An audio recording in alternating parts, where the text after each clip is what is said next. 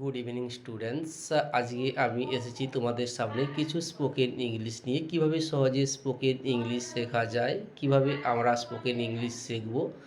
তো আজকে আমি যেটা আলোচনা করতে চলেছি যে একটি ওয়ার্ড দ্বারা কিভাবে কতগুলো বাক্য সহজে আমরা তৈরি করতে পারি। তো ইট ক্যান বি দিয়ে কিভাবে ইংরেজি সহজে শেখা যায়।